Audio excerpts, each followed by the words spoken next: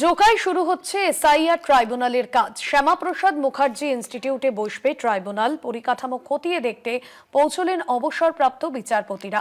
১৯ অবসরপ্রাপ্ত বিচারপতির নেতৃত্বে কাজ করবে এই ট্রাইব্যুনাল বলেই জানা যাচ্ছে।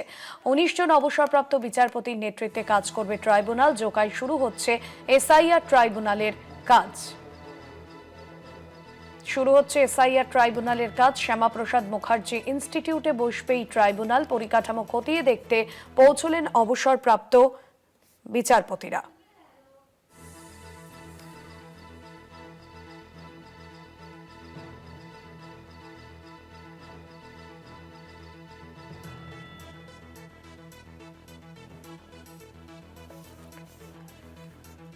শুভ্রজিৎ চক্রবর্তী রয়েছেন আমাদের প্রতিনিধি সরাসরি।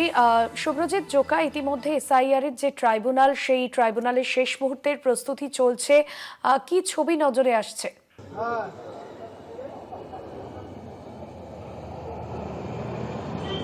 হ্যাঁ দেখো, তোমায় জানিয়ে রাখবো, জোকায় কিন্তু একেবারে ট্রাইব্যুনালের যে কাজ হবে সেই কাজের কিন্তু একেবারে শেষ মুহূর্তের প্রস্তুতি, সেই শেষ মুহূর্তের প্রস্তুতি চলছে। আমি ছবিটা একবার দেখানোর জন্য বলবো। একেবারে এই মুহূর্তে আমি দাঁড়িয়ে রয়েছি জোকার যে doctor Shyama Prasad Mukherjee national institute of water and sanitation, যে দপ্তর, কেন্দ্রীয় সরকারের জলশক্তি দপ্তরের একটি কেন্দ্রীয় সরকারের প্রতিষ্ঠান, এবং সেই প্রতিষ্ঠানে কিন্তু একেবারে যারা রয়েছেন, রাজ্য পুলিশের আধিকারিকরা রয়েছেন, র্যাফের তরফে মোতায়েন করা হয়েছে, র্যাফের সদস্যরা, পাশাপাশি কেন্দ্রীয় বাহিনীও কিন্তু এখানে মোতায়েন করা হয়েছে। এবং এই একেবারে শেষ মুহূর্তের যে প্রস্তুতি, সেই প্রস্তুতি কিন্তু তুঙ্গে। এবং আজই কিন্তু যেটা কথা রয়েছে যে হাইকোর্টের চিফ জাস্টিস তিনি কিন্তু একেবারে এখানে পরিদর্শনে আসবেন, এবং এই যে দপ্তর, এই দপ্তরেই কিন্তু একেবারে ট্রাইব্যুনালের যে কাজ, সেই ট্রাইব্যুনালের কাজ কিন্তু হবে বলে খবর। এবং একেবারে সেই যে প্রস্তুতি, সেই প্রস্তুতি কিন্তু তুঙ্গে, এবং চরম পর্যায়ে যে শেষ মুহূর্তের প্রস্তুতি, সেই প্রস্তুতি কিন্তু চলছে।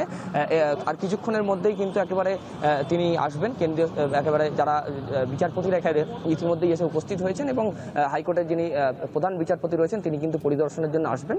এবং যে কাজ, সেই কাজ কিন্তু খুব শীঘ্রই শুরু হবে। সেই প্রস্তুতি কিন্তু পরিদর্শনে খতিয়ে দেখার জন্য যারা বিচারপতি তারা ইতিমধ্যেই এসেছেন, এবং হাইকোর্টের প্রধান বিচারপতি তিনি কিছুক্ষণের মধ্যেই এসে উপস্থিত হবে বলে প্রশাসন সূত্রে খবর। এবং পুলিশি যে নিরাপত্তা, সেই পুলিশি নিরাপত্তা কিন্তু একেবারে ডায়মন্ড হারবার জেলা পুলিশের পক্ষ থেকে, পাশাপাশি রাজ্য পুলিশের পক্ষ থেকে কড়া নিরাপত্তা রাখা হয়েছে। রাজ্য পুলিশের আধিকারিকরা রয়েছে, কেন্দ্রীয় সরকার, কেন্দ্রীয় বাহিনী, সেন্ট্রাল ফোর্স, সেই কেন্দ্রীয় বাহিনীও কিন্তু মোতায়েন করা হয়েছে। এই যে ট্রাইব্যুনাল গঠনের মধ্যে দিয়ে বাকি যে ভোটারদের যাদের নাম এখনো সামনে আসেনি, সেই বিষয়টা বিবেচিত হবে। বিচারপতিরা তারা আসছেন একে একে, কোন জায়গাগুলো প্রথমে অবজারভেশনে রাখা হবে যাতে যত দ্রুত সম্ভব এই পরিকাঠামো এবং যাবতীয় যে প্রক্রিয়া তা শেষ করা যায়?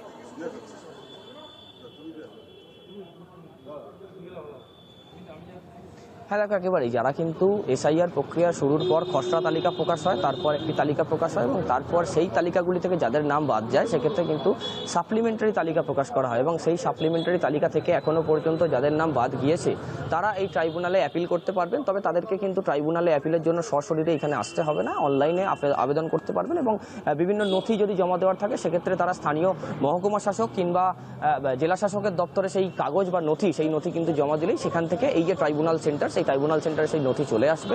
এবং যে প্রক্রিয়া, সেই প্রক্রিয়ার যে কাজ, সেই কাজ কিন্তু বিচারপতি যারা রয়েছেন 19 জন, মোট 19 জন বিচারপতি তারা এই কাজের সাথে যুক্ত থাকবেন, তারা এই কাজ করবেন। মানুষজনের যে যাদের নাম বাদ পড়েছে তাদের নথি খতিয়ে দেখা বা কোন জায়গায় ভুল রয়েছে, এই যে গোটা প্রক্রিয়া, সেই প্রক্রিয়ার কাজ কিন্তু 19 জন বিচারপতি তারা করবেন। এবং যারা আবেদন করবেন, যাদের নাম বাদ গিয়েছে তারা কিন্তু একেবারে অনলাইন বা অফলাইনের মাধ্যমে জেলা শাসক কিংবা মহকুমা শাসকের যে দপ্তর, সেই দপ্তরে আবেদন করতে পারবেন। সেখান থেকে নথি কিন্তু এই ট্রাইব্যুনাল সেন্টারে চলে আসবে। একটাই ট্রাইব্যুনাল সেন্টার করা হয়েছে দক্ষিণ শহরতলির জোকায়, এই জায়গায় কিন্তু সেই ট্রাইব্যুনাল সেন্টার করা হয়েছে। একদমই ধন্যবাদ জানাবো তোমাকে। সরাসরি ছিলেন আমাদের প্রতিনিধি শুভ্রজিৎ চক্রবর্তী।